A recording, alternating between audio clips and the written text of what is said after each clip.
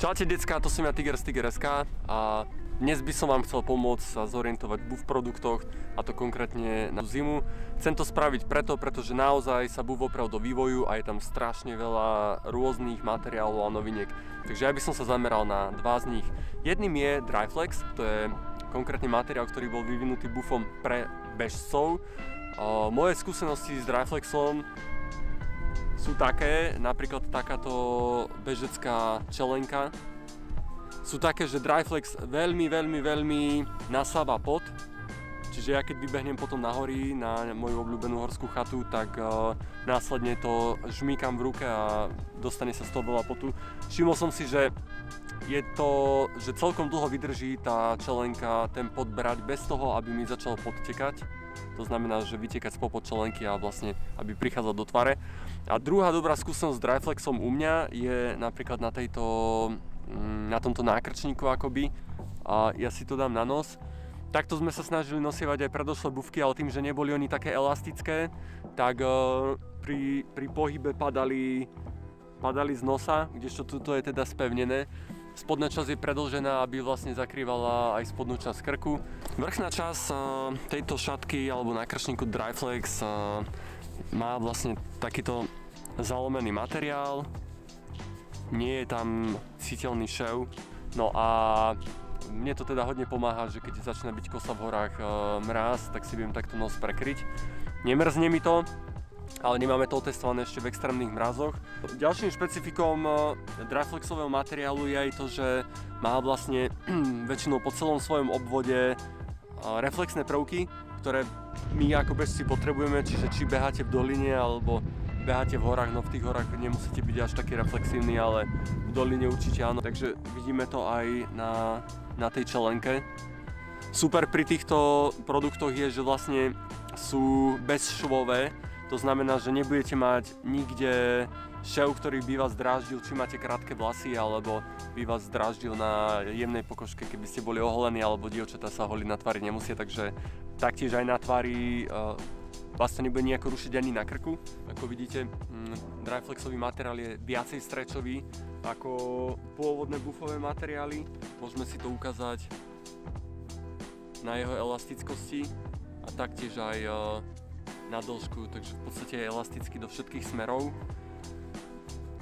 Tento dievčenský nákrčník, vidíte, že má takúto živšiu farbu, ako majú pánske Dryflexy, ktoré my používame, ale oni samozrejme v bufe spravili veľa farieb aj v Dryflexe, aj vlastne vo všetkých ostatných týchto bufových materiálov.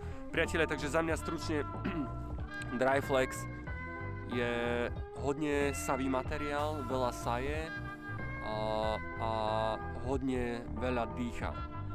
Takže nebudete sa v tom zaparovať, rovno to bude sať a potom keď vybehnete svoj anaerobný projekt niekde, tak si ho v pohode vyžmýkate. Ak beháte radi klusom, tak tam sa v podstate ani nedopotíte. Poďme však teraz prejsť na druhý bufový materiál, ktorý ja hodne často používam, a to je BUF Original.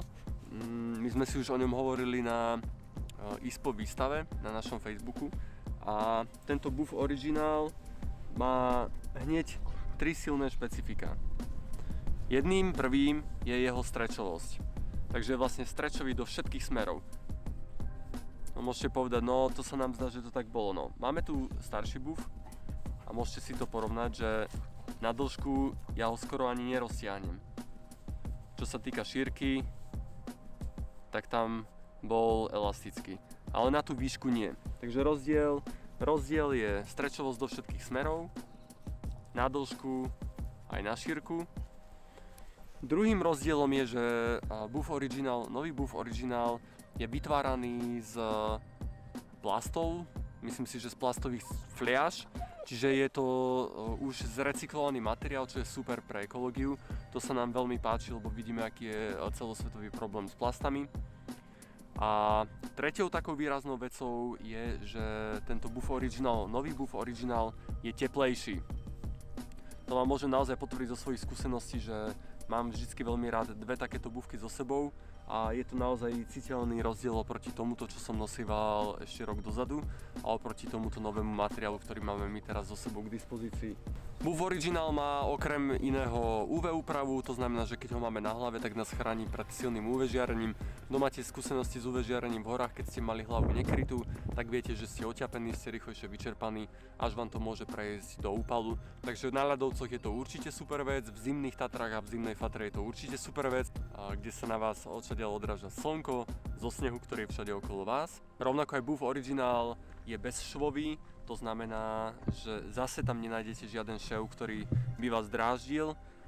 Tu je to spojené, ale vidíte, že je to opäť spojené akoby opäť zrejme tlakom alebo teplom. No nebol som pri tej výrobe, neviem ako sa to robí, ale nenájdete tam šev, ktorý by bol spôsobený niťou alebo nejakým takým šitým materiálom. Pre mňa je prioritný ten Buff Original ako doplnok pre termoizoláciu hlavy. Ako vidíte, ja mám teraz síce čiapku, ale ak začnem riešiť gramy pri nejakej výbave alebo nechcem sa veľmi baliť na viacero dní, tak takáto bufka mi môže, zoberiem si dve bufky a môže mi poslúžiť ako potítko, ako čelenka, môže mi poslúžiť ako čiapka a rovnako mi môže poslúžiť aj ako nákrčník, prípadne ochrana nosu. Mám zo sebou aj dievčenskú bufku, vidíte, že je v takejto peknej farbe. Samozrejme zase tých farieb na tom bufe je veľmi veľa, treba sa na to pozrieť, čo vám sedí, čo sa vám páči, ak vás to teda zaujalo. Takže to je moja skúsenosť s Dryflexom a s Buffom Original. Takže Dryflex nosím na behanie a Buff Original nosím už keď chcem ísť pomalšie alebo si oddychnúť, dám si bufku vždycky ako šatku, prípadne si ju dám ako potítko na ruku a môžem sa do toho ešte utierať, keď to niekde takto potrebujem. Toto je zatiaľ informácia s materiálmi, ktoré ja najčastejšie používam od Buffu.